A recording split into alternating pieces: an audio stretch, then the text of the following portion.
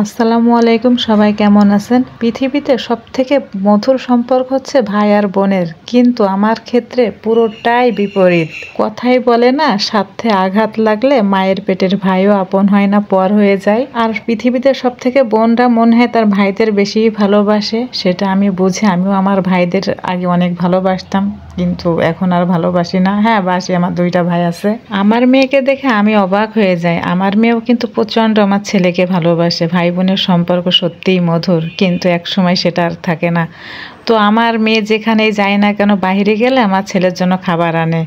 আর সন্ধ্যার পরে আমি কিন্তু কিচেনে ঢুকি না।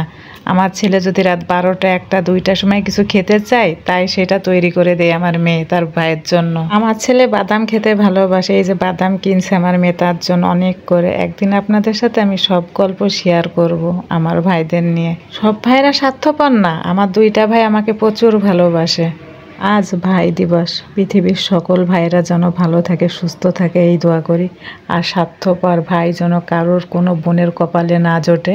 আমার লাইফে আমি 4জনকে হারাইছি, তার বিনিময়ে আল্লাহ আমাকে অনেক ভাই দিছে, তার আমার মায়ের পেটের না, কিন্তু তাদের বোনের থেকে আমার কোনো অংশে কম ভালোবাসে না।